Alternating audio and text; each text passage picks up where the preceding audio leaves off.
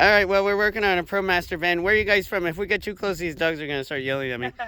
I guess from Virginia. From Virginia. Sometimes Florida. Sometimes stuck in Moab. Wherever. Sometimes stuck in Moab. So we're working on... They got this cool Goal Zero set up here. Gigantic thing. All right, let's not fall over the cords. So this is a 2017 Ram Promaster 1500. Was getting vibration coming from the front end, and so we're doing a CV axle and a coilover strut. Sometimes the CV axles, there's a bushing or a bearing on the top of them, and sometimes that goes out and creates lots of vibration. So to get to the top of this strut, one must take apart about 75% of the entire van. And right back in there, so you gotta take out all this fuse wiring and unscrew all these things, and there's like 400 screws and bolts, and every single screw and bolt is unique. Fantastic. This van, it has numerous complicated nuts and bolts here. So there's like the male Torx, which is the E16, which is to undo the strut from the knuckle. So you'll need, I think it's E16 or E18 for that. And then it has a hex key for the brake calipers. So if you do this, you got to get the hex key. And where did that jobber go? It's one like this guy. I'm not sure if this is actually the one that I used. I bought a few of these.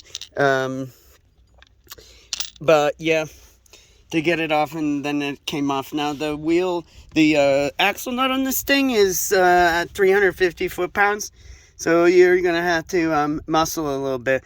The other complicated aspect to this job is that this lower control arm, most vehicles, this lower control arm has sufficient like natural gravity travel after it's disconnected from the strut in order to move out of the way enough for this ball joint to clear, but on this vehicle it does not, and so you must stick a lever into here and then put a pipe on the end of this and press down in order to create the clearance. And then upon reassembly, I assume that we're going to have to do the same thing. So that's kind of the sticking point of this project. The ABS sensor was like, would not come out. It broke off, and then I tried to punch it through from the other side, and I had to like pulverize the whole thing through the hole from the inside of the knuckle out. And if you do that, you should be careful. There's a rubber seal on the wheel bearing that is adjacent to the to that hole that the ABS sensor goes through. Other than that, yeah, I mean, there's a giant nut on the bottom of these. Most of the nuts on here and bolts are a little oversized for standard vehicles, but now we gotta do reassembly. Look, you can see all the way to the fuse box. Isn't that great? All right, bye-bye.